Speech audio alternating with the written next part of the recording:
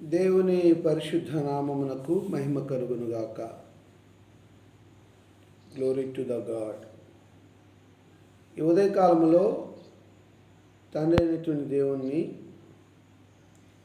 ధ్యానించడానికి చేరి వచ్చినటువంటి పరిశుద్ధులందరకు మన ప్రభువును రక్షకుడైన యేసుక్రీస్తు వారి పరిశుద్ధమైన నామంలో శుభాలు, దీవెనలు జ్యోతిర్మయుడైనటువంటి దేవుడు దయచేయాలని కోరుకుంటూ, మార్క్స్ వార్త 16వ అధ్యాయము 15-16 వచనాలు. బోధకులుగా ఉన్నటువంటి వారందరికీ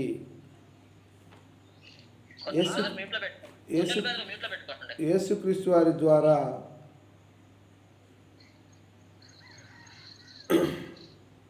ప్రకటించినటువంటి ఒక అద్భుతమైనటువంటి ఆజ్ఞ.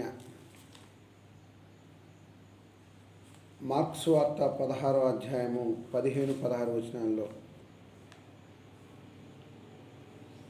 మీరు సర్వలోకమునకు వెళ్ళి సర్వ సృష్టికి సువార్తను ప్రకటించుడి. నమ్మి బాప్తిసం పొందినవాడు రక్షించబడును, నమ్మని వానికి శిక్ష విధింపబడును. It's a great commission to all human beings in the world. ప్రపంచంలో ఉన్నటువంటి దేవుని చేత సృష్టించబడిన ప్రతి మనుషులకు కూడా ఇవ్వబడినటువంటి గొప్ప ఆజ్ఞ. నేడు ప్రకటించేటువంటి వారు సువార్తను బహిరంగంగాను మరియు ఏకాంతంగాను ఉపదేశించాలి అనేటువంటి దాన్ని మనం నేర్చుకోబోతూ ఉన్నాము. బహిరంగంగా మరియు ఏకాంతంగా ఉపదేశించుట,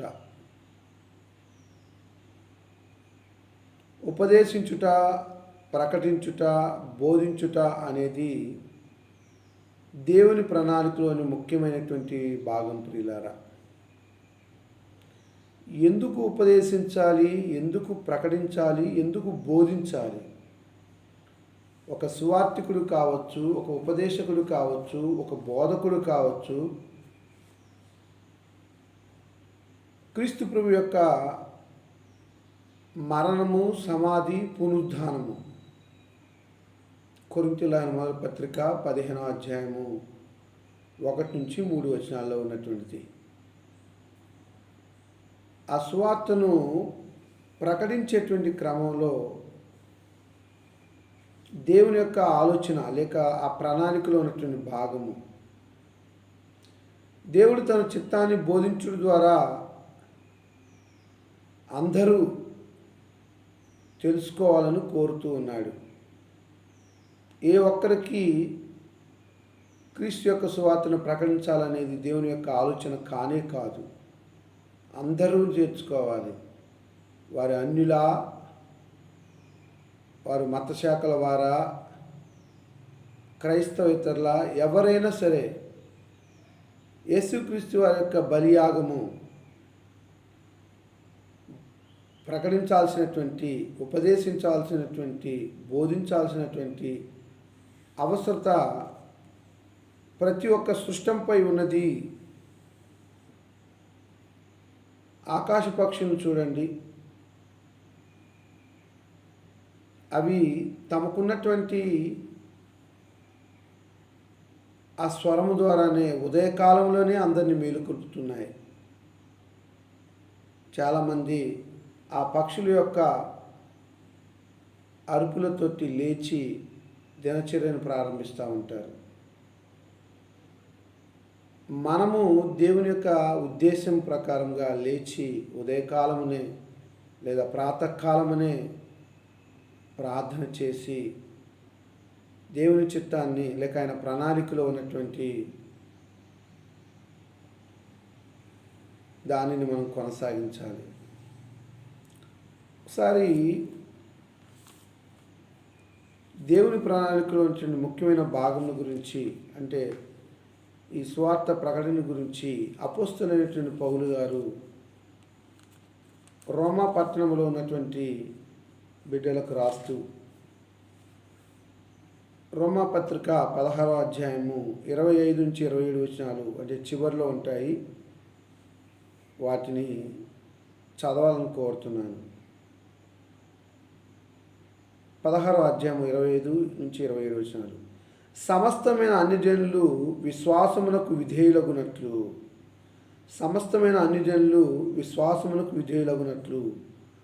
అనాది నుండి రహస్యముగా ఉంచబడి ఇప్పుడు ప్రత్యక్షపరచబడిన మర్మము సత్యదేవుని ఆజ్ఞ ప్రకారము ప్రవక్తల లేఖనముల ద్వారా వారికి తెలియబడి ఉన్నది. ఈ మర్మమును అనుసరించి ఉన్న నా సువార్త ప్రకారముగాను యేసుక్రీస్తుని గూర్చిన ప్రకటన ప్రకారముగాను మిమ్మును స్థిరపరచుటకు శక్తిమంతుడను అద్వితీయ జ్ఞానవంతుడైన దేవునికి యేసుక్రీస్తు ద్వారా నిరంతరము మహిమ కలుగునుగాక. ఆమేన్ అని అంటున్నాడు. అనాది నుంచి రహస్యంగా ఉంచబడి ఉన్నటువంటి మర్మము అంత మాత్రమే కాదు, నిత్య దేవుని యొక్క ఆజ్ఞ ప్రకారము ప్రవక్తల లేఖనాల ద్వారా తెలపబడినటువంటి ఏంటి అని అంటే యేసును గురించినటువంటి త్యాగము. ఈ మర్మాన్ని పౌలు గారు సువార్త ప్రకారముగాను యేసుక్రీస్తుని గూర్చిన ప్రకటన ద్వారాను స్థిరపరచులకు శక్తిమంతుడు అద్వితీయ జ్ఞానవంతుడైన దేవునికి యేసుక్రీస్తు ద్వారా నిరంతరము మహిమ కలగాలి అవునుగాక అని అంటున్నాడు. అంటే ఆ సత్యదేవుని కావచ్చు, లేక ఆయన పంపినటువంటి యేసుక్రీస్తు వారు కావచ్చు, ప్రతి ఒక్కరూ బహిరంగంగా ప్రకటించాలి లేదా ఏకాంతంగా ఉపదేశించాలి అనేటువంటిది దేవుని యొక్క ఆలోచన. ప్రియులారా, కొరింథీయులకు రాసినటువంటి మొదటి పత్రిక 1వ అధ్యాయము 21వ వచనానికి మీ బైబిల్ చెప్పుకోండి. 21వ వచనము. దేవుని జ్ఞానానుసారముగా లోకము తన జ్ఞానము చేత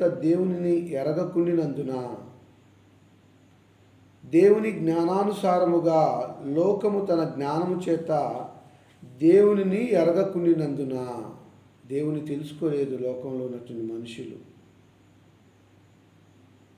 అయితే పౌలు గారు కొరింథీ పట్టణంలో ఉన్నటువంటి ప్రజలకు తెలియచేస్తూ ఉన్నాడు. దేవునిని గురించి వారికి తెలియదు కనుక సువార్త ప్రకటనను వెర్రితనము చేత నమ్మువారిని రక్షించుట దేవుని దయాపూర్వక సంకల్పమాయను.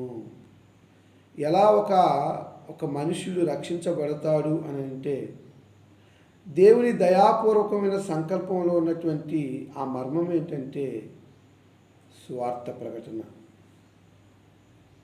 పౌలు గారు అంటున్నాడు, సిలువను గుర్చిన వార్త నశించుచున్న వారికి వెరితనము కానీ రక్షించబడుచున్నటువంటి మనకు దేవుని శక్తి అని అంటాడు. The power of God. ఆ సిలువను గుర్చిన వార్త సువార్త అది చాలామందికి వెరితనంగా కనపడుతుంది. ఏంటి వీళ్ళు బైబిల్ పట్టుకొని ఆ ఇంటికి వెళ్తారు, లేకపోతే వీధులమ్మట ప్రకటిస్తూ ఉంటారు, లేకపోతే ఊర్లమ్మటికి వెళ్ళి చెప్తూ ఉంటారు. ఏంటి వీరు వెరితనం అనుకుంటున్నారు? అది వారికి అర్థం కావట్లేదు. కానీ రక్షించబడబోతున్నటువంటి మనుషులకు అది దేవుని యొక్క శక్తి, ఆ క్రీస్తు యొక్క త్యాగము. నమ్మువారిని రక్షించుట దేవుని దయాపూర్వక సంకల్పము అనేటువంటి విషయాన్ని తెలియచేస్తూ ఉన్నాడు. ప్రియులరా, అంత మాత్రమే కాదు, యవనస్తుడైనటువంటి తీతుతో కూడా తెలియచేస్తూ ఉంటాడు.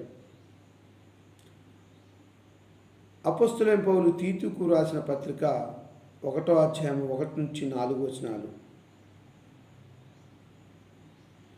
దేవుడు ఏర్పరచుకున్న వారి విశ్వాసము నిమిత్తమును నిత్య జీవమును గుర్చిన నిరీక్షణతో కూడిన భక్తికి ఆధారమగు సత్య విషయమైన అనుభవ జ్ఞానము నిమిత్తమును దేవుని దాసుడును యేసుక్రీస్తు అపోస్తులైన పౌలు మన అందరి విశ్వాస విషయంలో నా నిజమైన కుమారులకు తీతుకు శుభమని చెప్పి వ్రాయినది.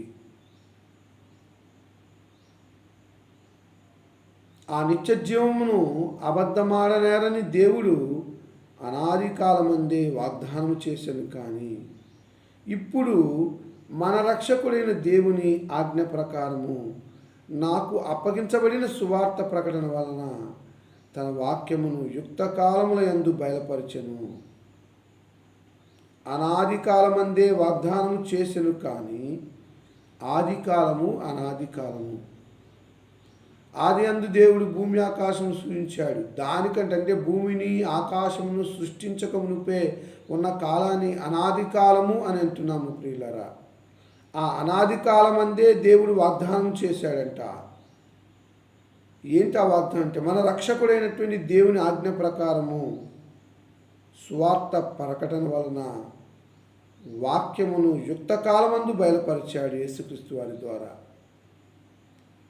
తండ్రి అయిన దేవుని నుండి మన రక్షకుడైన క్రీస్తు యేసు నుండి కృపయు కనికరము సమాధానము నీకు కలుగునుగాక.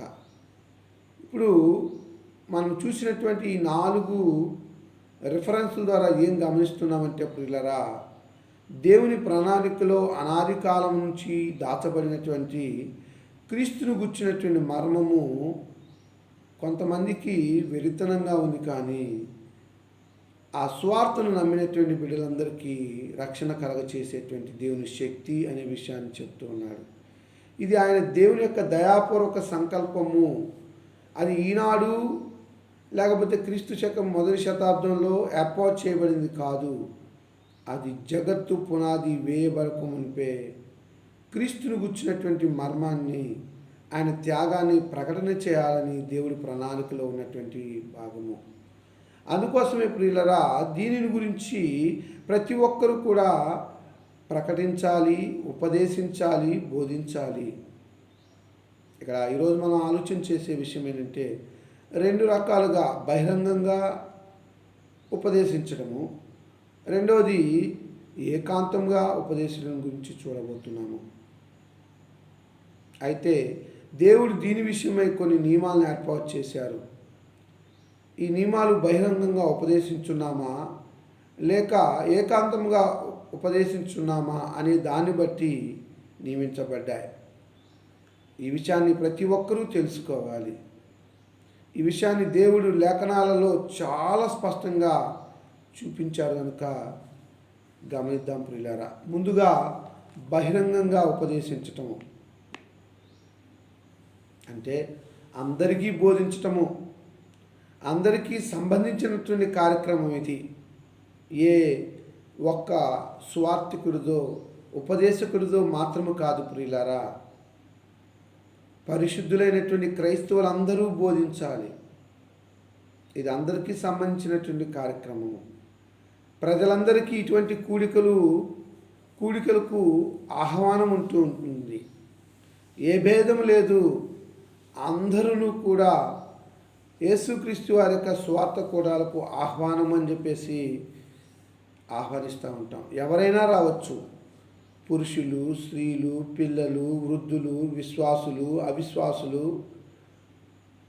మొదలగు వారందరికీ సంబంధించిన కూడికల్లో బోధించటం. ఉదాహరణ బహిరంగ సువార్త కూడికలు, సంఘ కూడికలు, రేడియో ప్రోగ్రాములు, టెలివిజన్ ప్రోగ్రాములు, సౌండ్ సిస్టాలు ఉపయోగించి బోధించటం, స్పీకర్స్ మైకులు ఉపయోగించి అందరికీ వాక్యం వినిపించాలనే ఉద్దేశంతో బోధించటం. మీ అందరికీ తెలుసు, ఖమ్మంపట్నంలో ఉన్నటువంటి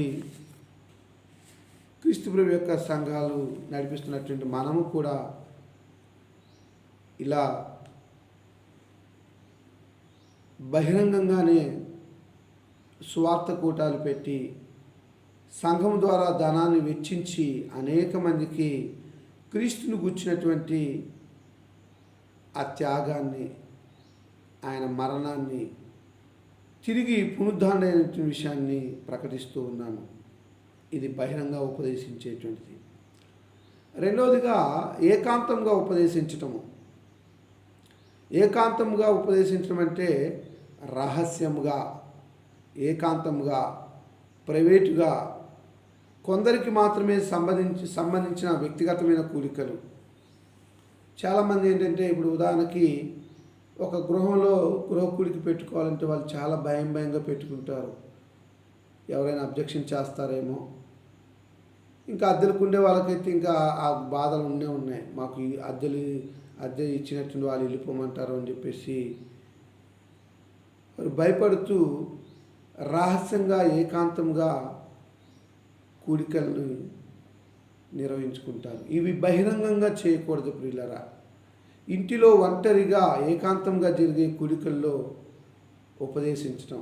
ఉదాహరణకి ఒక వ్యక్తి మరొక వ్యక్తికి బోధించటం, ఉపదేశించటం, ప్రక్కకు తీసుకువెళ్ళి ఉపదేశించి వివరించటం. ఉదాహరణకి కొన్ని ఏకాంతంగా ప్రకటించినటువంటి సందర్భాలను మీకు చూపిస్తాను. మత్తయి సువార్త 24వ అధ్యాయము 3వ వచన భాగము. 24వ అధ్యాయము 3వ వచన భాగంలో ఆయన ఒలివ కొండ మీద కూర్చుండి ఉన్నప్పుడు శిష్యులు ఆయన వద్దకు ఏకాంతంగా వచ్చి, ఇవి ఎప్పుడు జరుగును? నీ రాకడకు సూచనలేవి? ఈ యుగ సమాప్తికి సూచనలేవి? మాతో చెప్పమని అడుగుతున్నారు. అంటే యేసుక్రీస్తు వారు ఏకాంతంగా ఉన్నప్పుడు శిష్యులు వచ్చి వారికి ఉన్నటువంటి డౌట్లను అడుగుతున్నట్టుగా మనం చూస్తూ ఉన్నాం ప్రియులారా. అవును, ఈనాడు క్రీస్తు సంఘం అంటే అదొక మత శాఖ అని చెప్పేసి భావిస్తూ ఉన్నారు అనేక మంది. ఈ క్రీస్తు సంఘం అనేది జగత్తు పునాది వేయబడకొనిపే తండ్రి అయినటువంటి దేవుడు తన కుమారుడైన క్రీస్తులో సంకల్పించాడు. కాలము పరిపూర్ణమైనప్పుడు క్రీస్తు ప్రభు తన యొక్క ప్రాణాన్ని ఆ సంఘం కొరకు ధారపోసి దాన్ని కొన్నాడు. అంటే మరొక రకంగా చెప్పాలంటే దాన్ని స్థాపించాడు అనే విషయము ఈనాడు చాలామందికి తెలియదు. అయితే తెలియనటువంటి విషయాలని వ్యక్తిగతంగా ఏకాంతంగా ప్రకటించాల్సినటువంటి బాధ్యత ప్రతి క్రైస్తవులపై ఉంది. మార్కు సువార్త 6వ అధ్యాయము 32వ వచనంలోకి తిప్పుకోండి. 32వ వచనంలో, కాగా వారు దోణి ఎక్కి అరణ్య ప్రదేశములకు ఏకాంతంగా వెళ్ళిరి. అంటే అపోస్తులు యేసు వద్దకు కూడి వచ్చి తాము చేయుచున్నవన్నీ బోధించున్నవన్నీ ఆయనకు తెలియచెప్పారు. ఇక్కడ యేసుక్రీస్తు వారు ఇద్దరిద్దరు చెప్పున సువార్త కొరకు ఆ పట్టణాలకు పంపిస్తాడు. వారు వచ్చి యేసుక్రీస్తు వారు ఏకాంతంగా ఉన్నప్పుడు అరణ్య ప్రదేశంలో ఆయన అలసట తీర్చుకునేటువంటి సందర్భంలో ఆయన వద్దకు వచ్చి వారు ఆయా పట్టణాల్లో ఏమేమి ప్రకటించారు అనేటువంటి రిపోర్ట్ని యేసుక్రీస్తు వారికి తెలియచేస్తూ ఉన్నారు. ఎప్పుడు అనంటే దోణి ఎక్కి అరణ్య ప్రదేశమునకు ఏకాంతంగా వెళ్ళింది. అంటే దోణి ఎక్కి అక్కడ నది ఉందో సముద్రం ఉందో కరెక్ట్గా చెప్పవలేదు, కానీ అది దాటుకొని అరణ్య ప్రాంతానికి వెళ్ళారు. అంటే అరణ్య ప్రాంతంలో మనుషుల యొక్క అలికిడి ఉండదు, ప్రశాంతంగా తనైనటువంటి దేవుని ప్రార్థన చేసుకోవచ్చు అనేటువంటి విషయంతో యేసుక్రీస్తు వారు వెళ్ళినట్టుగా మనం గుర్తించాలి. 7వ అధ్యాయం 33వ వచన భాగంలో కూడా అంటాడు మార్కు సువార్త, సమూహముల నుండి ఆయన వానిని ఏకాంతమునకు తోడుకొని పోయి వాని చెవులలో తన వేలు పెట్టి ఉమ్ము వేసి వాని నాలుకను ముట్టి ఆకాశం వైపు కళ్ళెత్తి నిట్టూర్పులు విచ్చుచు ఎఫత్తా అని వానితో చెప్పాను. ఆ మాటకు తెరవబడునని అర్థము. అంటే ఇక్కడ దెకపోలి అనేటువంటి ప్రాంతము, ఇది సీదోను ద్వారా వెళుతున్న సందర్భంలో గలిలయ సముద్రం దగ్గరికి యేసుక్రీస్తు వారు వచ్చారు. అక్కడ చెవుడు గల నత్తివాను ఒకడు ఆయన వద్దకు తీసుకుని వచ్చాడు. చెవుడు నత్తి. దేవుడు యేసుక్రీస్తు వారు కనుక, ఆయన సర్వజ్ఞుడు కనుక, ఆయనకి సమస్తము ఎరిగినవాడు కనుక ఆ నత్తివాని యొక్క చెవుడి నుంచి ఆయన ఏకాంతంగా ఉన్నటువంటి సందర్భంలో ఆ చెవిటివాని చెవులో వేలు పెట్టాడు. ఉమ్ము వేసి దాన్ని నాలుకను ముట్టి నిట్టూరు విప్పి ప్రార్థన చేయటం ద్వారా ఆ వ్యక్తి స్వస్థత పొందాడు. అంటే చూడండి, ఏకాంతంగా ఏ రీతిగా స్వస్థపరుస్తున్నాడు యేసుక్రీస్తు వారు. ఇవన్నీ కూడా మనం గమనిస్తూ ఉన్నప్పుడు ప్రియులారా, ఒక వ్యక్తికి ఇంకొక వ్యక్తి ఉపదేశించేటప్పుడు, బోధించేటప్పుడు అవసరమైతే తన గృహానికి ఆహ్వానించి వారికి ఆతిథ్యం ఇచ్చి ధర్మశాస్త్ర ఉపదేశకుడిగా పిలువబడినటువంటి వ్యక్తికి భోజనం పెట్టి మరీ ఉపదేశించారు. దానికంటే ముందు లూకా సువార్త 9వ అధ్యాయం 10వ వచనం చూడండి.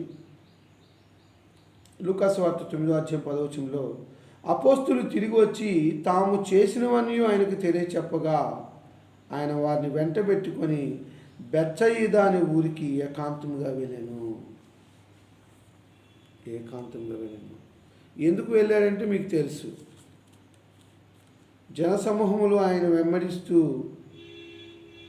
ఉన్నప్పుడు దేవుని రాజ్యం వచ్చినటువంటి విషయాలని ప్రకటిస్తూ స్వస్థత కావాల్సిన వాళ్ళని స్వస్థపరుస్తూ ఉన్నటువంటి సందర్భాల్లో కొన్ని సందర్భాల్లో యేసుక్రీస్తు వారు ఏకాంతంగా గడపటానికి, ప్రార్థన చేయటానికి, తాను చేయబోయేటువంటి స్వస్థతలు కానివ్వండి, తాను బోధించేటువంటి ప్రకటనలు కానివ్వండి, తండ్రి వలన ఆయన పొందిన ఉండటానికి తండ్రిని అడగటానికి వెళ్ళినట్లుగా మనం గమనించవచ్చు పిల్లరా. ఒకసారి అపోస్తుల కార్యములు 23వ అధ్యాయానికి మీ బైబిల్ తిప్పుకోండి. అపోస్తుల కార్యములు 23వ అధ్యాయం 19వ వచన భాగంలో ఉంటుంది. 19వ వచనం, 23వ అధ్యాయం 19వ వచనం. సహస్రాధిపతి అతని చేయి పట్టుకొని అవతలకు తీసుకుని పోయి, నీవు నాతో చెప్పుకొనవలసినవి ఉన్నదేమని ఒంటరిగా అడిగాను. యేసుక్రీస్తు వారిని గూర్చినటువంటి సువార్తను ప్రకటిస్తున్నటువంటి పౌలు మహాసభ ఎత్తుకి తీసుకుని వచ్చినటువంటి క్రమంలో సహస్రాధిపతి పౌలు గారు చేయి పట్టుకొని ప్రక్కకు తీసుకెళ్ళాడు, అవతలకు తీసుకెళ్ళాడు. నీవేమైనా చెప్పుకోవాల్సింది ఏమైనా ఉంటే నాకు చెప్పని చెప్పేసి అడుగుతున్నట్టుగా మనం చూస్తూ ఉన్నాము. నా ప్రియ దేవుని పిల్లలారా, మీకు తెలిసినటువంటి మరొక సందర్భం ఏంటంటే, పౌలు ఎథెన్స్ నుంచి బయలుదేరి కొరింథీకి వచ్చినప్పుడు పొంతు వంశీయుడైనటువంటి అకుల అనే యూదుడు అతని భార్య అయిన ప్రిస్కిల్లాను కనుగొని వారితో నివాసం చేశాడు. మీకు తెలుసు, ఒకనొక సందర్భంలో అలెగ్జాంద్రియా వాడైనటువంటి అపోల్లో అనేటువంటి ఒక యూదుడు ఎఫెసుకు వచ్చాడు. అతడు విద్వాంసుడును లేఖనముల యందు ప్రవీణుడై ఉన్నాడు కనుక ఆ సమాజ మందిరములో ప్రభువును గుర్చినటువంటి మార్గమును లేక విషయమును ఉపదేశం పొంది ఆత్మయందు తీవ్రపడి యోహాను బాప్తిసం మాత్రమే తెలుసుకునేవాడి యేసును గుర్చిన సంగతులు వివరంగా చెప్పుచు బోధించుచు సమాజ మందిరంలో ధైర్యంగా మాట్లాడ ఆరంభించాడు. సమాజ మందిరంలో ఉన్నటువంటి అకుల ప్రిస్కిల్లా అనేటువంటి దంపతులు ఆ ప్రార్థనా కూటమి అయిపోయిన అనంతరము ఆ వ్యక్తిని తమ ఇంటికి ఆహ్వానించారు, ఆతిథ్యం ఇచ్చారు. ఇచ్చి 26వ వచనం అంటున్నాడు 18వ అధ్యాయము, ప్రిస్కిల్లా అకులయు విని అతన్ని చేర్చుకొని దేవుని మార్గము మరి విశదముగా మరి పూర్తిగా విశదపరిచిరి. అంటే సంఘంలో మాట్లాడట స్త్రీకి అవమానము. అందుకోసమే ఆ విద్వాంసుని ఇంటికి మరీ తీసుకుని వచ్చి యేసును కూర్చున్నటువంటి ఆ సువార్త ప్రకాశాన్ని మరి విశదంగా ప్రకటించారు. ఆ తర్వాత అకయకు పోదలిచినప్పుడు అతన్ని చేర్చుకోవాలని సహోదరులను ప్రోత్సహించుచు అక్కడి శిష్యులకు పత్రిక వ్రాసి ఆ వ్యక్తిని పంపించినట్టుగా మనం చూస్తూ ఉన్నాము. ఆ తర్వాత ఈ విద్వాంసుడైనటువంటి అపోల్లో యేసే క్రీస్తుని లేఖనముల ద్వారా అతడు దుష్టాంతపరిచి యూదుల వాదమును బహిరంగంగాను గట్టిగాను ఖండించుచూ వచ్చాడు. అదే ఇక్కడ తమ గృహానికి చేర్చుకొని అకుల ప్రిస్కిల్లా అపోల్లోకు చెప్పనట్లయితే యేసే క్రీస్తుని లేఖనాల ద్వారా దృష్టాంతములను ప్రకటించేవాడు కాదు ప్రియులారా. కాబట్టి మనము కూడా కొన్ని సందర్భాల్లో వ్యక్తిగతమైనటువంటి సువార్తను ప్రకటించాలి. స్నేహితులకు, పొరుగువారిలకు వెళ్ళంగానే సువార్త ప్రకటించడం కాదు, కానీ వారి యోగక్షేమాలను తెలుసుకొని వారు ఏ స్థితిలో ఉన్నారు, వారి యొక్క మానసిక స్థితి ఏంటి, మనం చెప్పబోయేటువంటి యేసుక్రీస్తు వారిని గురించినటువంటి మాటలు చెప్పినట్లయితే వారు స్వీకరిస్తారా లేదా అనేటువంటి పరిస్థితులు మనం ఒకసారి అవగాహన చేసుకున్న తర్వాతనే మన అంబుల పొదిలో ఉన్నటువంటి క్రీస్తు యొక్క రాజ్య సువార్తను గురించినటువంటి విషయాలను ఎక్కుపెట్టాలి ప్రియులరా. చూసారా, బహిరంగంగా ఉపదేశించటము అంటే ఏంటో చూసాము, ఏకాంతంగా ఉపదేశించడం అంటే ఏంటో చూసాము. ఇకపోతే పాత నిబంధనలో బహిరంగంగా ఉపదేశించినటువంటి సందర్భాలని కొన్ని మీకు చూపించాలని కోరుతా ఉన్నాను. పాత నిబంధనలో తండ్రి దేవుని గుర్చినటువంటి విషయాలను ప్రకటించినటువంటి సందర్భము. ఒకసారి ద్వితీయోపదేశ కాండము 31వ అధ్యాయము 12వ వచనానికి మీ బైబిల్ తిప్పుకోండి. ద్వితీయోపదేశ కాండము ఆ 4 కాండాల్లో ఉన్నదాన్ని మరొకసారి ప్రకటించినటువంటి పుస్తకము. 31వ అధ్యాయము 12వ వచన భాగంలో మనం చూసినట్లయితే, మీ దేవుడిని యెహోవాకు భయపడి ఈ ధర్మశాస్త్ర వాక్యములన్నింటినీ అనుసరించి నడుచుకున్నట్లు పురుషులేమి, స్త్రీలేమి, పిల్లలేమి, నీ పురములలోనున్న పరదేశులేమి వాటిని విని నేర్చుకున్నట్టుకే అందరినీ ప్రోగు చేయవలెను.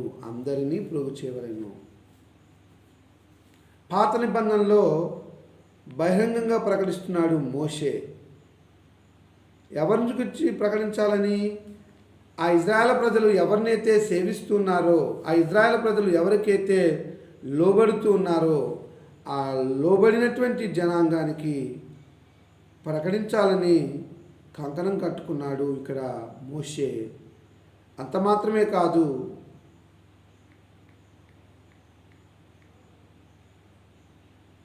అల్పకాలము పాపభోగము అనుభవించుట కంటే దేవుని పిల్లలతో శ్రమ అనుభవించటమే మేలని యోచించి దేవుని గుర్చినటువంటి మర్మాలను వెతుకుచూ ఉన్నాడు ప్రియులారా. మీ దేవుడైన యెహోవాకు దేవుని పిల్లలైనటువంటి వారు భయపడుతున్నారా? భయపడటమే కాదు,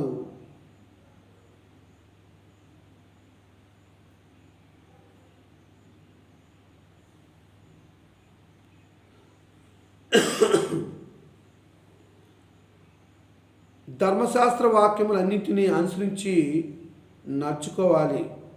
బైబిల్లో మనం చూస్తాము, ఎజ్రా అనేటువంటి ఒక శాస్త్రి ధర్మశాస్త్రంలో ఉన్నటువంటి ఆజ్ఞలన్నింటినీ ఉపదేశించి ఆ ప్రకారం వారు నడుచుకున్నట్లు ప్రకటించడానికి ఆయన దృఢ సంకల్పము చేసుకున్నాడు అనేటువంటిది.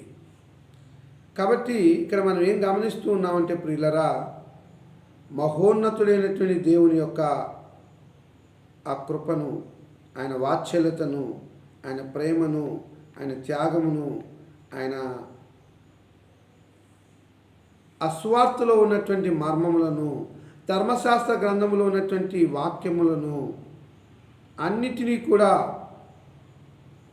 తెలుసుకొని అనుసరించి నడుచుకోవాలనేటువంటి ఉద్దేశం చేత ఆ ఇజ్రాయేల్ ప్రజల్లో ఉన్నటువంటి పురుషులనేంటి, స్త్రీలేమిటి, పిల్లలేంటి, పెద్దలేంటి, వృద్ధులేంటి, అందరినీ కూడా అక్కడ అంటున్నాడు, ఆ పురములోనున్న పరదేశులనేమి వారు అందరూ కూడా కూడి వచ్చి నేర్చుకోవడానికి వాళ్ళందరినీ ప్రోగు చేస్తూ ఉన్నాడు.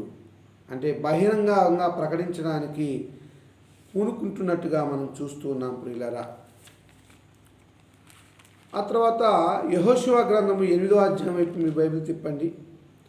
యెహోషువ గ్రంథము 8వ అధ్యాయము 34 నుంచి 35 వచనాలు మనం చూసినట్లయితే, 34 నుంచి 35 వచనాల్లో ఆ ధర్మశాస్త్ర గ్రంథంలో వ్రాయబడిన వాటన్నిటినీ బట్టి, ఆ ధర్మశాస్త్ర వాక్యములన్నింటినీ అనగా దాని దీవెన వచనమును దాని శాపవచనమును చదివి వినిపించెను. స్త్రీలను పిల్లలను వారి మధ్య నుండి పరదేశులను వినుచుండగా యెహోషువ సర్వ సమాజమును ఎదుట మోషే ఆజ్ఞాపించిన వాటినన్నిటిలో చదవక విడిచిన మాట ఒక్కటేనూ లేదు. అంటే ఆ ఆజ్ఞలన్నింటినీ వారికి వినిపిస్తున్నాడు, చదివిస్తున్నాడు, వివరిస్తున్నాడు.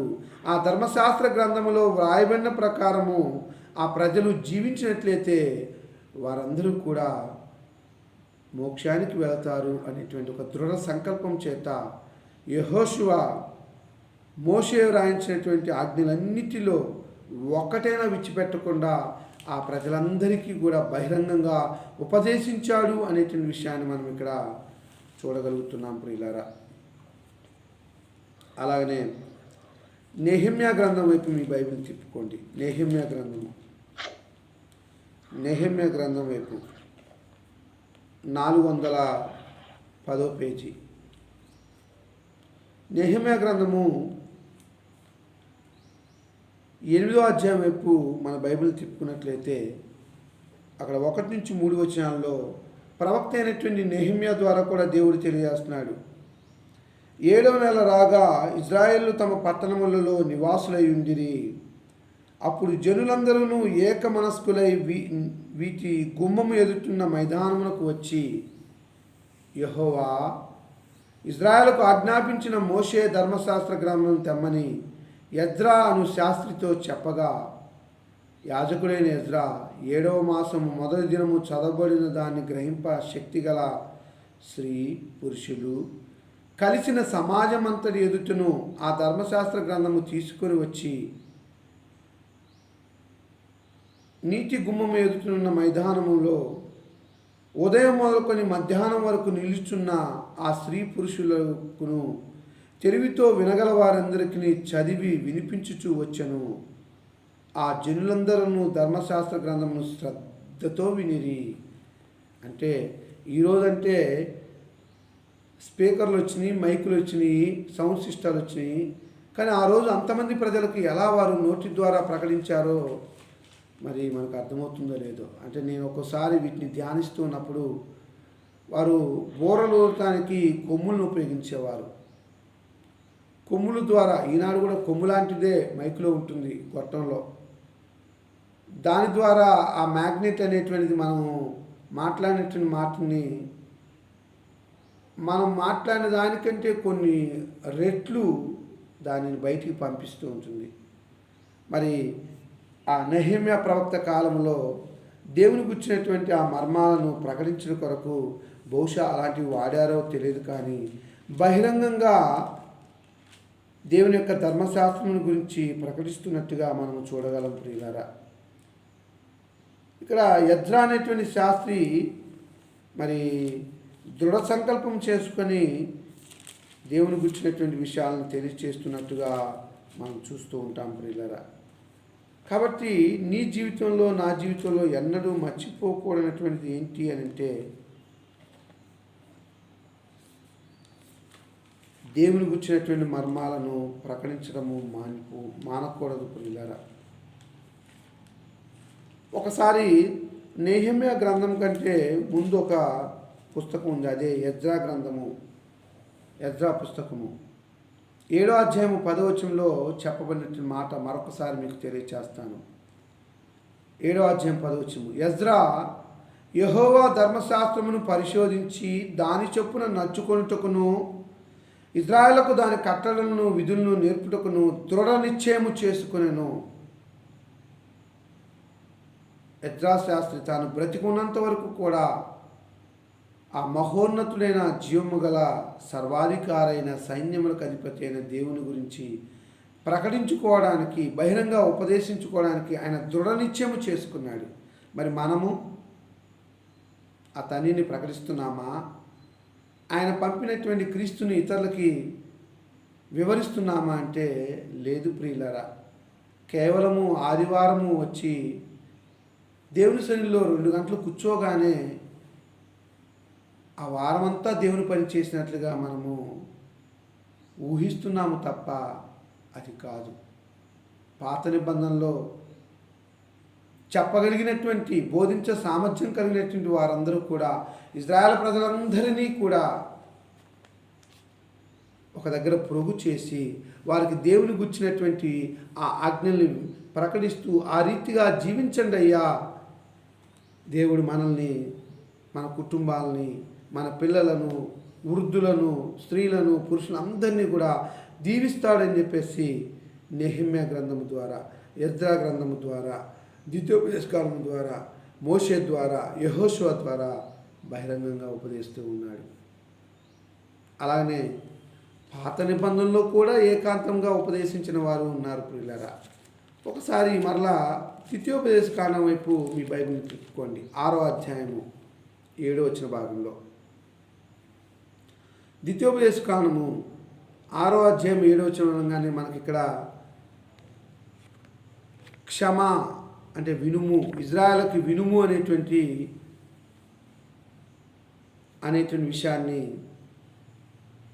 దేవుడు తెలియజేస్తున్నాడు. నీవును, నీ కుమారుడును, నీ కుమారుని కుమారుడును నీ దేవుడిని యెహోవాకు భయపడి నేను నీకు ఆజ్ఞాపించు ఆ కట్టడలన్నీయు ఆజ్ఞలన్నీయు నీ జీవిత దినములన్నిటిని గైకొనుచు నీవు దీర్ఘాయుష్మంతునగునట్లు మీరు స్వాధీనపరచుకొనుటకు ఏరుదాటి వెలుచున్న దేశమందు మీరు జరుపుకొనుటకు మీకు బోధింపవలని మీ దేవుడిని యెహోవా ఆజ్ఞాపించిన ధర్మమంతయు అనగా కట్టడలు, విధులు ఇవే. కాబట్టి ఇజ్రాయేలు, నీ పితరుల దేవుడిని యెహోవా నీతో చెప్పిన ప్రకారము పాలు తేనెలు ప్రవహించు దేశములో మేలు కలిగి బహుగా అభివృద్ధి నొందినట్లు నీవు వాటిని విని అనుసరించి నడుచుకొనవలెను. ఇక్కడ ఇజ్రాయెల్కు దేవుడు తెలియచేస్తూ ఉన్నాడు.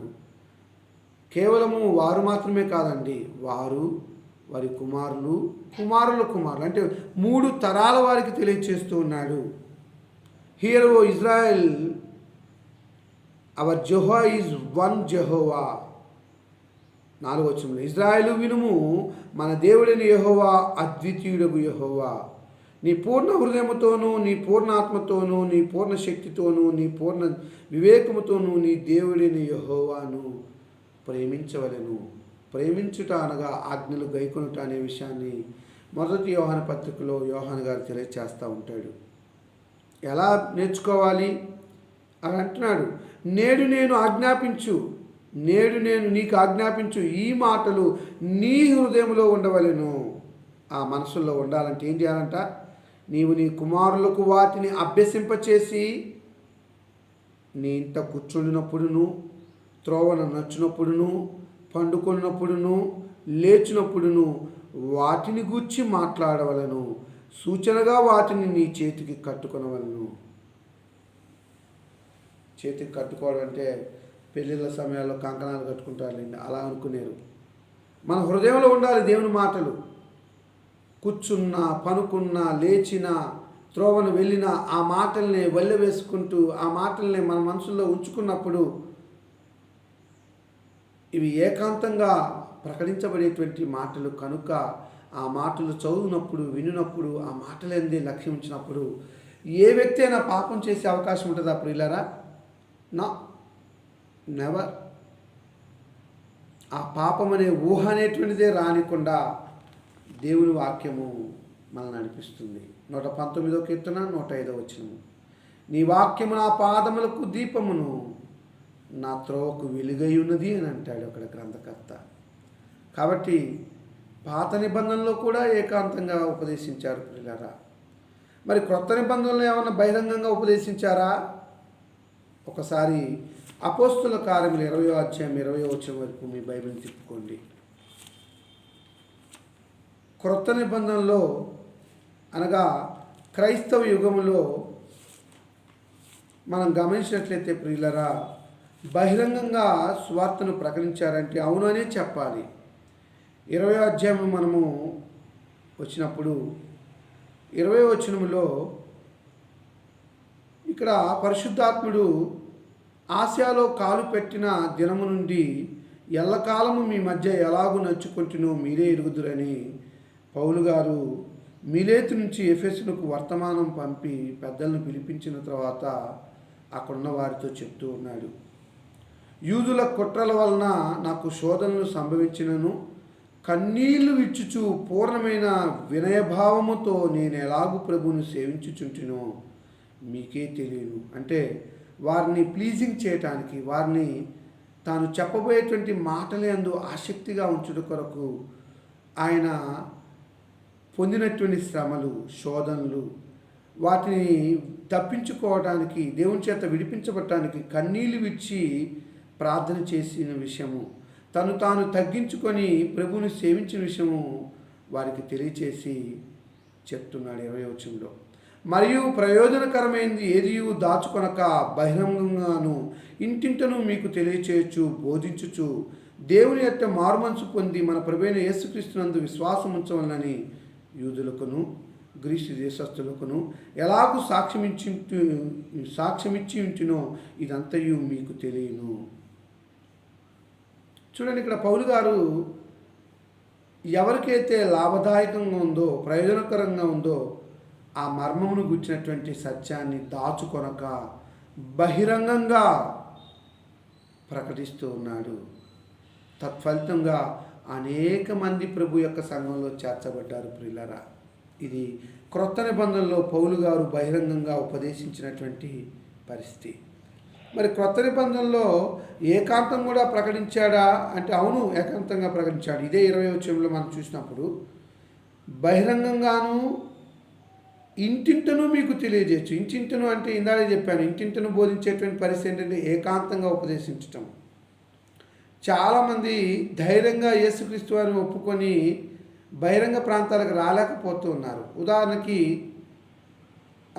యోహాను సువార్త 3వ అధ్యాయంలో మనం చూస్తాం ప్రియులరా, ఆయన అధికారి. యోహాను సువార్త 3వ అధ్యాయంలో నికోదేము అనేటువంటి పరిసయ్యుడు అధికారి. ఆయన బహిరంగంగా ప్రకటిస్తున్నప్పుడు రాలేదు యేసుక్రీస్తు వారికి బోధలు వినటానికి, కానీ రహస్యంగా వచ్చాడు. ఎవరి కంటపడకుండా వచ్చి, బోధకుడా, నీవు దేవుని నుంచి వచ్చిన వాడవని, దేవుడు నీకు తోడే ఉంటేనే కానీ నువ్వు చేసిన సూచక్రియలు ఎవడు చేయలేడని ఆయన ఎద్దకు వచ్చినప్పుడు ఆ నికోదేముకు కొదువుగా ఉన్నటువంటి ఆ క్రొత్త జన్మను గుర్చిన సమాచారాన్ని యేసుక్రీస్తు వారు ఏకాంతంగా ప్రకటించాడు. ఇక్కడ కూడా అపోస్తల కార్యములు 20వ అధ్యాయం 20వ వచనంలో కూడా ఇంటింటను వెళ్ళి పౌలు గారు ప్రకటించిన సందర్భము క్రొత్త నిబంధనలు ఏకాంతంగా. ఒకసారి అపోస్తల కార్యములు 18వ అధ్యాయం 26వ వచనం చూడండి. 18వ అధ్యాయం 26వ వచనంలో ఇందాక మీకు గుర్తు చేశా కదా, ప్రిస్కిల్లా అకులయును విని అతన్ని చేర్చుకొని, అతన్ని అంటే ఇక్కడ ఎవరు, అలెగ్జాంద్రియ వాడైనటువంటి అపోల్లోను చేర్చుకొని సహోదరులు ప్రోత్సాహపరచుటకు అక్కడి శిష్యులకు రాసిరి. అంటే దేవుని మార్గమును మరి విశదంగా అపోల్లోకి వివరించారు. ఆ తర్వాత మరొక ప్రాంతానికి వెళ్ళేటప్పుడు మరి పత్రికలు రాసి మరి పంపించినట్టుగా మనం చూస్తున్నాం. అకుల ప్రిస్కిల్లా. అపోస్తుల కార్యములు 28వ అధ్యాయం వైపు రండి.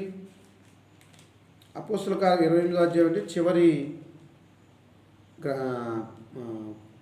అపోస్తుల కార్యం చివరి అధ్యాయం అండి, 28వ అధ్యాయము 30-31 వచనాల్లో మనం చూసినట్లయితే, పౌలు 2 సంవత్సరములు పూర్తిగా తన అద్దె ఇంట కాపురం ఉండి తన యొద్దకు వచ్చు వారందరినీ సన్మానించి ఏ ఆటంకమును లేక పూర్ణ ధైర్యముతో దేవుని రాజ్యమును గుర్చి ప్రకటించుచు ప్రభువైన యేసుక్రీస్తుని గుర్చిన సంగతులు బోధించుచూ ఉండెను.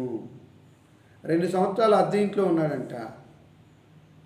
వాస్తవంగా ఎవరైనా ఒక బంధువు ఇంటికో ఒక స్నేహితుడి ఇంటికో వెళ్ళేటప్పుడు పండ్లు లేకపోతే ఏదైనా తినబండారాలు తీసుకువెళ్తూ ఉంటారు.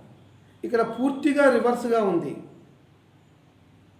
తన ఇంటికి వచ్చి వారందరినీ సన్మానిస్తూ ఉన్నాడు. సన్మానించడం అంటే ఒక శాలువా కప్పడం అని కాదు, గౌరవిస్తున్నాడు. వారికి ఒకవేళ టీ ఇస్తున్నాడో తెలియదు, టిఫిన్ పెడుతున్నాడో తెలియదు, భోజనం పెడుతున్నాడు, కానీ వాళ్ళని సన్మానించి ధైర్యముగా దేవుని రాజ్యమును గుర్చినటువంటి విషయాలను ప్రకటిస్తూ ఉన్నాడు. ప్రభువైన యేసుక్రీస్తు వారిని గుర్చినటువంటి సంగతులను బోధిస్తూ ఉన్నాడు ప్రియులారా. కాబట్టి క్రొత్త నిబంధనలో పౌలు గారు బహిరంగంగా ఉపదేశించిన సందర్భాలు ఉన్నాయి. క్రొత్త నిబంధనలో ఏకాంతంగా ఉపదేశించిన సందర్భాలు ఉన్నాయి. ఏది ప్రకటించినా ఆయన యొక్క ఆలోచన ఏంటంటే ఇజ్రాయేలు రక్షణ పొందవలని తన హృదయాభిలాష అని చెప్పేసి అంటూ ఉంటాడు. రోమీయులకు రాసిన పత్రిక 1:1 అది బహిరంగంగా చెప్పి వారిని ఒప్పింపి దేవుని రాజ్యం వైపు, క్రీస్తు సంఘం వైపు నడిపించాడు. కొన్ని సందర్భాల్లో ఏకాంతంగా ఉపదేశించి వారిని నడిపించాడు. అంటే దీన్ని బట్టి మనం ఏం గమనించవచ్చు అంటే ప్రియులారా, వ్యక్తిగతంగా అయినా కానీ, రహస్యంగా అయినా కానీ, ఏకాంతంగా, ఒంటరిగా ఏ సమయంలోనైనా ఎవరైనా ఉపదేశించవచ్చు ప్రియులారా. ఉదాహరణకి నిన్నటి దినంలో మన సంఘ సభ్యురాలు ఒక సహోదరి ఫోన్ చేశారు.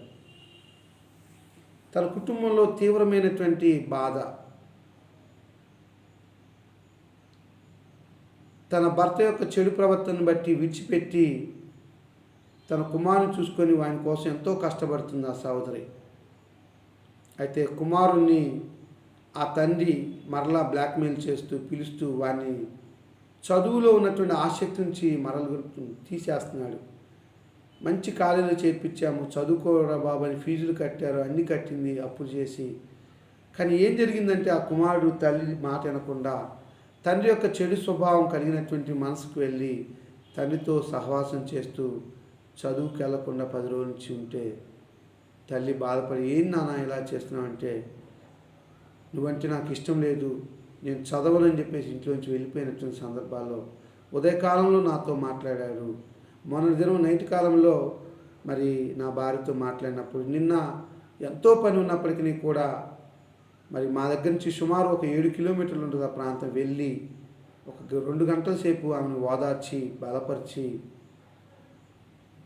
ప్రభు యొక్క మార్గం నుంచి ఒకవేళ తప్పిపోతుందేమో నాతో అన్న సందర్భం ఏంటంటే, నేను చచ్చిపోవాలనుకుంటున్నాను అన్నప్పుడు నేను అన్నాను, అమ్మ శోధనలు అనేవి మనుషులకే వస్తాయి, శోధనలు జయించిన వాడు శక్తిమంతుడవుతాడు, దేవుని వాక్యం ఇలా చెప్తుందని వాక్యం ద్వారా మేము ఆమెకు ఉపదేశించడం జరిగింది. అంటే ఇది ఒంటరిగా రహస్యంగా మరి ప్రకటించండి. నేను మాత్రమే కాదు, ఇంటికి నా భార్య నా పెద్ద కుమార్తె వెళ్ళి ప్రకటించారు.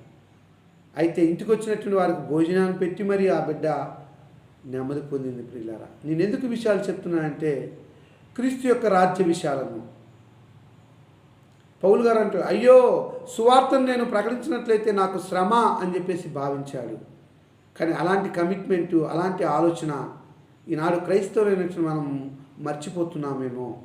ఒక్కసారి మనలో ఉన్నటువంటి ఆ దేవుని యొక్క బాధ్యతను, లేక దేవుని ప్రణాళికలో ఉన్నటువంటి ఆ ముఖ్యమైనటువంటి భాగము, సర్వలోకానికి వెళ్ళండి, సర్వసృష్టికి సువార్తను ప్రకటించండి, నమ్మి బాప్తిసం పొందినవాడు రక్షించబడును, నమ్మని వానికి శిక్ష విధింపబడును.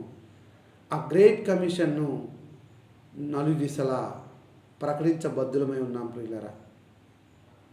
మీ కుటుంబాన్ని విడిచిపెట్టో, మీ సహోదరులను విడిచిపెట్టో, మీ బంధువులు విడిచిపెట్టో కాదు, దానికి ఒక ప్రణాళిక ఉంది. అపోస్తల కార్యములు 1:8 అంటాడు, ఆయనను పరిశుద్ధాత్మ మీ మీదకి వచ్చినప్పుడు ముందుగా యోధా దేశంలో ప్రకటించండి, ఆ తర్వాత సమరయ దేశంలో ప్రకటించండి, ఆ తర్వాత భూ దిగంతాల వరకు, అంటే యెరూషలేం, మొట్టమొదటిగా యెరూషలేంలో ప్రకటించాలి. యెరూషలేంలోని ప్రజలు విన్న తర్వాత యోదయ, సమరయ, ఆ తర్వాత భూ దిగంతాల వరకు ప్రకటించమని ప్రకటించాడు. అంటే దీని ద్వారా మన కుటుంబంలో ఉన్నటువంటి మన భార్యకో, భర్తకో, పిల్లలకో, తల్లిదండ్రులకో, అత్తమామలకు ప్రకటించాలి. వారు మారుమనసు పొందిన తర్వాత మన బంధువులకు, రక్త సంబంధులకు, స్నేహితులకు, పొరుగువారికి ప్రకటించాలి. వారు ప్రకటించిన తర్వాత ఆ ఊరిలో ఉన్న వారికి ప్రకటించాలి. ఒకవేళ మాకు ప్రకటించడం చేత కాదు అని అంటే ప్రకటించే వారికి ప్రోత్సాహం ఇవ్వాలి, ధన సహాయం చేయాలి, సువార్త కోడికలను పెట్టించాలనుకున్నాం. నేను దినములో మరి ఆ సోదరు కుటుంబంలో ఏర్పడినటువంటి దాని గురించి నేను ఒక తీర్మానం చేశాను. మొట్టమొదటిగా దేవుని చిత్తమైతే ఈ నెలలో యవనస్తుల కూడికను ఏర్పాటు చేయాలి. యవనస్తుల కూడికను ఏర్పాటు చేసి దేవునికి మహిమకరంగా కార్యాన్ని జరిపించాలని యోచన చేస్తూ ఉన్నాము. ఒకవేళ దేవుని చిత్తమైనట్లయితే 20వ తారీఖు కేసీఆర్ టవర్స్లో మరి సువార్త కూడిక సాయంత్రం ఉన్నది. మరొకసారి అవకాశం అయితే ఈ నెలలోనే మరి యవనస్తుల కూడికి కూడా పెట్టి ఆ యవనస్తులైన బిడ్డలు తప్పిపోకుండా తల్లిదండ్రులకు లోబడే రీతిగా ప్రకటించాల్సిందని తీర్మానం చేసుకున్నాము. ఇవన్నీ కూడా సంఘంలో ఉన్నటువంటి సమస్యలను బట్టి తీర్మానాలు అవుతున్నాయి ప్రియులారా. ఆ తీర్మానాలను మీ ముందు ఉంచుతున్నాను. మరి దానికి కావాల్సిన ధనం కానీ, దానికి కావాల్సిన ప్రతిదీ కూడా మనం ఇచ్చి ప్రోత్సహించి ఆ తప్పిపోతున్నటువంటి యవనస్తులైన బిడ్డలకి, లేకపోతే సంతోషకరమైన పరిస్థితుల్లో ఉన్నటువంటి వాటికి మనం కృతజ్ఞతగా పరిచర్య చేయాల్సినటువంటి పరిస్థితి ఉంది. కాబట్టి దీన్ని బహిరంగంగా చేయొచ్చు, లేదా ఏకాంతంగానో ఉపదేశించవచ్చు. ఇలాగూ మనం చేయాలని, ఒకవేళ దేవుని చిత్తమైతే సోమవారం రోజు ఇదే పాఠాన్ని కొనసాగిస్తాను. చాలా విషయాలు ఉన్నాయి చెప్పి మిమ్మల్ని అందరినీ కూడా ప్రేరేపించడానికి. దేవుడి అవకాశం ఇచ్చినందుకు గాను ఈ ఉదయకాలంలో తండ్రి దేవునికి, మరి నడిపిస్తున్నటువంటి సోదరులు ఫణి గారికి, వింటున్నటువంటి మీ అందరికీ, యూట్యూబ్ ద్వారా వీక్షిస్తున్నటువంటి వారందరికీ ప్రేమపూర్వకమైనటువంటి మరి వందనాలు తెలియజేస్తూ, దేవునికి స్తోత్రాలు తెలియజేస్తూ, ఈ మాటల చేత నన్ను హెచ్చరించుకుంటూ మిమ్మల్ని హెచ్చరిస్తూ, క్రీస్తు ప్రభు యొక్క రాజ్య విస్తరణని ప్రతి ఒక్కరూ ప్రకటించాలని, అది బహిరంగంగా లేదా ఏకాంతంగా ఉపదేశించాలని కోరుకుంటూ ఈ మాటలు ముగిస్తున్నాను. మీ అందరికీ నా వందనాలు.